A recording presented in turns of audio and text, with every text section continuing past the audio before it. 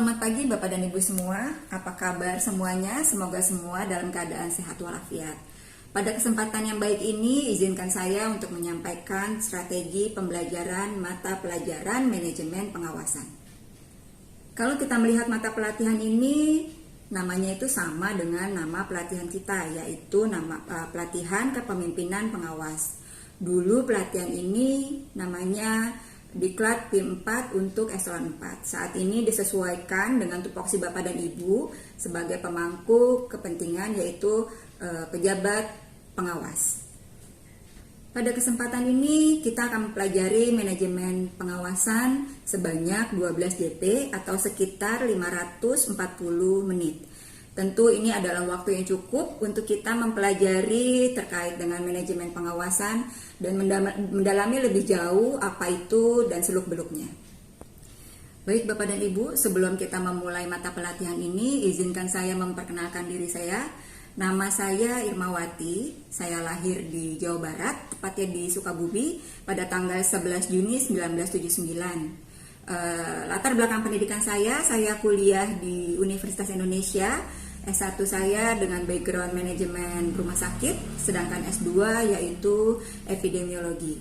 Saat ini saya bekerja di Pusat Pendidikan dan Pelatihan Kementerian Riset dan Teknologi Badan Riset dan Inovasi Nasional.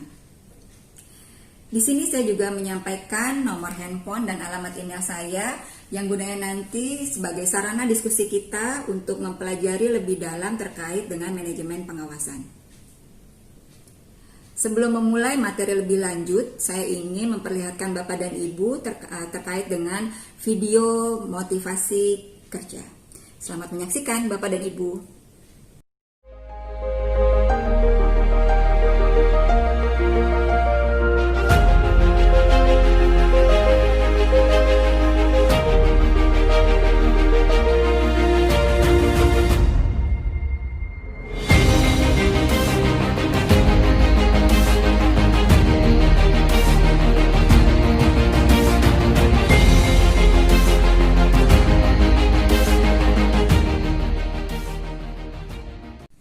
Bagaimana Bapak dan Ibu? Apakah sudah melihat videonya?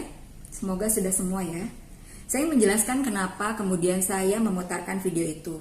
Alasannya tidak lain dan tidak bukan agar kita memiliki pola pikir dan semangat yang sama dalam melaksanakan kegiatan kita sehari-hari.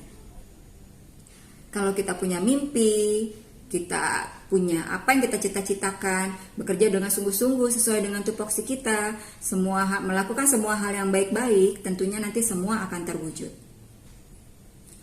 Fokus dengan apa yang kita kerjakan, tetap semangat, jangan lupa berdoa, dan semoga kita semua menjadi seorang pemimpin pengawas yang baik dan berorientasi kepada pelayanan publik yang baik.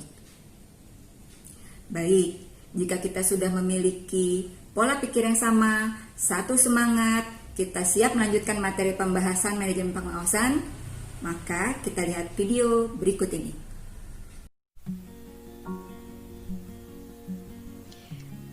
Bapak dan Ibu, kita akan mempelajari mengenai manajemen pengawasan. Manajemen pengawasan ini merupakan salah satu mata pelatihan dalam pelatihan kepemimpinan pengawas. Sebelum membahas lebih lanjut mengenai apa itu manajemen pengawas, kita harus terlebih dahulu tahu terkait dengan kedudukan manajemen pengawas ini dalam kurikulum PKP. Jika kita lihat bahwa dalam agenda pelatihan ini terdapat beberapa agenda. Bapak dan Ibu tentunya sebelumnya telah mempelajari agenda 1 dan agenda 2, di mana di agenda 1 terdapat 2 mata pelajaran, yaitu etika dan integritas, kemudian bela negara. Agenda 2 ada 4 mata pelatihan, yaitu diagnosa organisasi, berpikir kreatif dan pelayanan, membangun tim efektif, dan yang keempat yaitu kepemimpinan dalam pelaksanaan pekerjaan. Nah, di agenda 3 ini kita akan mempelajari terkait dengan bagaimana kita mengendalikan pekerjaan, mulai dari teknik komunikasi publik, kemudian perencanaan kegiatan pelayanan publik, kemudian penyusunan rencana kegiatan anggaran pelayanan publik, manajemen publik digital, manajemen mutu, manajemen pengawasan, dan manajemen pengendalian pelaksanaan kegiatan. Untuk topik mata pelatihan kali ini kita akan membahas mengenai manajemen pengawasan. Baik, Bapak dan Ibu, di dalam paparan ini kita akan membahas mengenai deskripsi mata pelatihan, kemudian tujuan pembelajaran, indikator hasil pembelajaran, pembahasan materi pokok dan submaterinya, kemudian metode yang akan kita gunakan dalam mata pelatihan ini, sampai dengan nanti kita akan mengevaluasi dan tindak lanjut hasil dari pembelajaran. Oke, kita mulai ya. Sekarang jika kita melihat dua gambar ini, apa kira-kira yang ada di benak Bapak dan Ibu? Ya, kita bisa melihat bahwa kedua gambar ini mengilustrasikan apa itu pengawasan. Di gambar yang kiri kita bisa melihat ada seorang guru yang mengawasi muridnya untuk pelaksanaan ujian. Kemudian di sebelah kanan kita melihat ada seseorang yang mengatakan bahwa penggunaan dana desa ini perlu pengawasan yang ketat dari menterinya.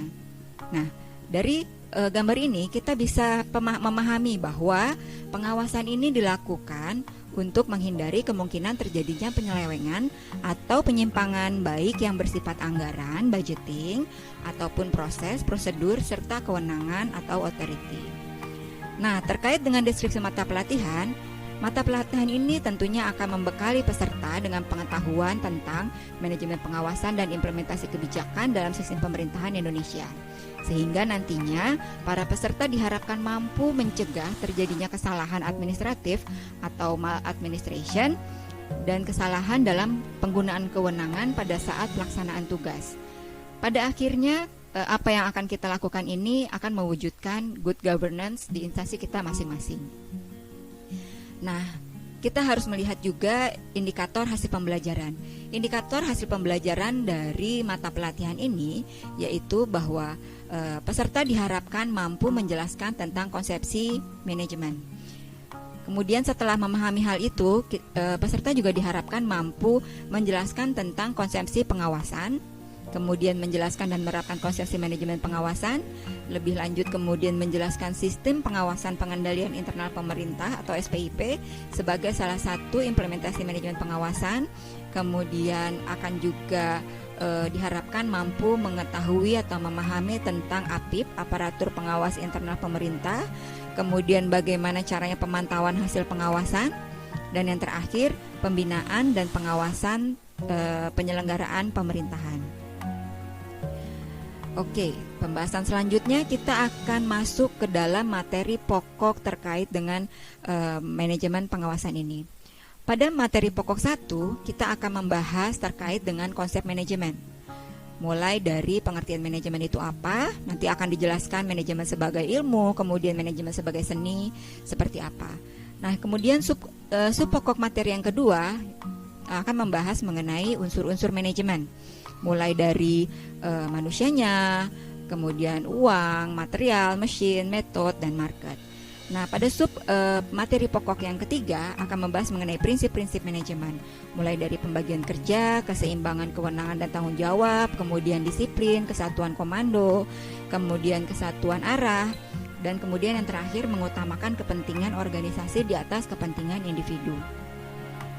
Nah, pada pembahasan fungsi manajemen, di sini kita akan melihat fungsi-fungsi dari manajemen itu apa saja, mulai dari perencanaan, organisasi, kemudian penempatan, pengarahan, dan pengawasan. Materi selanjutnya yaitu materi pokok yang kedua terkait dengan konsep pengawasan. Di sini akan dibahas mengenai pengertian dan tujuan pengawasan, kemudian asas-asas pengawasan, jenis pengawasan, dan tahapan pengawasan. Nah, jika kita lihat di sini, tahap-tahap pengawasan diantaranya sebelumnya kita harus melakukan penetapan standar, kemudian pengukuran kinerja, kemudian apakah nanti kita periksa apakah nanti kinerja itu telah sesuai dengan standar atau tidak. Jika iya, maka tidak ada tindakannya. Hanya tinggal melaksanakan bagaimana agar berjalan dengan sebagaimana mestinya. Namun jika misalnya tidak, maka harus ada perbaikan-perbaikan dalam penyimpangan tersebut. Selanjutnya pada materi pokok ketiga, kita akan membahas mengenai manajemen pengawasan. Mulai dari pengertian manajemen pengawasan, unsur-unsur manajemen pengawasan, kemudian tahapan manajemen pengawasan, manajemen pengawasan sebagai bagian dari manajemen pemerintahan sampai dengan bagaimana pembinaan dan pengawasan pemerintah daerah. Selanjutnya di materi pokok yang keempat, kita akan mempelajari mengenai sistem pengendalian internal pemerintah. Mulai dari kebijakan-kebijakan yang terkait dengan SPIP, kemudian tujuan dan unsur-unsur SPIP, prinsip-prinsip umum, tahapan, dan peran dan fungsi dari SPIP. Di materi pokok yang kelima, nanti kita akan membahas mengenai APIP, Aparatur Pengawas Internal Pemerintah. Kebijakan-kebijakannya apa saja yang melingkupi APIP, kemudian cakupan pengawasannya, dan perkembangan-perkembangan paradigma terkait dengan peran dan fungsi dari APIP. Materi keenam, kita akan membahas lebih lanjut atau tahapan selanjutnya dari pembelajaran kita akan melakukan pemantauan hasil pengawasan.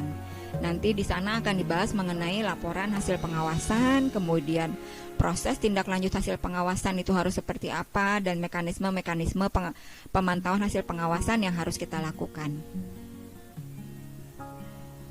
Pada materi pokok yang ketujuh, ini adalah materi pokok yang terakhir dari mata pelatihan manajemen pengawasan, akan dibahas mengenai pembinaan pengawasan pemerintah daerah. Mulai dari kebijakan pembinaan dan pengawasan pemerintah daerah, kemudian bentuknya nanti akan seperti apa, dan mekanisme-mekanismenya. Nah, nanti mungkin akan disampaikan bahwa salah satu bentuk dari pembinaan ini yaitu fasilitasi, konsultasi, pendidikan dan pelatihan, juga penelitian dan pengembangan. Nah, di sini pembinaan dan pengawasan penyelenggaraan pemerintah daerah secara nasional dijelaskan bahwa itu nanti akan dikoordinasikan oleh Menteri Dalam Negeri.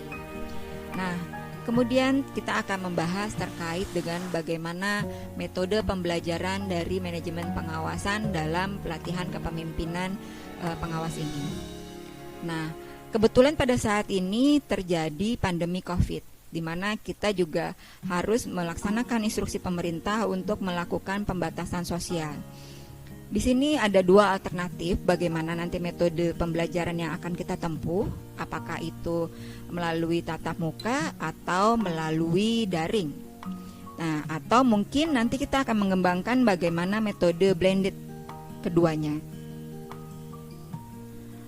Nah, pada akhir mata pelatihan, WIDE Iswara akan melakukan evaluasi pembelajaran. Nah, tujuannya apa melakukan evaluasi pembelajaran ini? Untuk mengetahui tingkat keberhasilan atau apakah materi yang disampaikan terkait dengan manajemen pengawasan ini telah berhasil ditangkap atau dipahami oleh peserta pelatihan. Caranya kita akan melakukan protes, pro dan pretest. Tidak hanya itu, evaluasi juga akan dilakukan secara kualitatif dengan cara melihat antusiasme dari peserta pelatihan. Mulai dari antusiasme dalam pelaksanaan diskusi-diskusi dengan narasumber atau fasilitator, kemudian keterlibatan dalam diskusi atau pertanyaan dan klarifikasi dalam diskusi, kemudian pengamatan, pencatatan, penilaian terhadap respon peserta selama proses pembelajaran. Nah, pada sesi akhir sesi pembelajaran untuk masing-masing materi, nanti kami akan memberikan kesempatan kepada para peserta untuk bertanya atau menanggapi materi pembahasan. Baik Bapak dan Ibu, mungkin inilah semua strategi-strategi yang akan kita jalani dalam mempelajari manajemen pengawasan dalam pelatihan kepemimpinan pengawas. Demikian, terima kasih. Bapak dan Ibu, peserta Diklat Kepemimpinan Pengawas, akhir dari materi kita dan penjelasan terkait dengan strategi pembelajarannya. Semoga penjelasan mengenai strategi pembelajaran mata pelajaran manajemen pengawas ini bisa bermanfaat dan bisa menambah semangat Bapak dan Ibu untuk mendalami dan menerapkan manajemen pengawasan dalam pelaksanaan kegiatan sehari-hari. Akhir kata, saya mengucapkan wabillahi taufiq wal hidayah. Wassalamualaikum warahmatullahi wabarakatuh.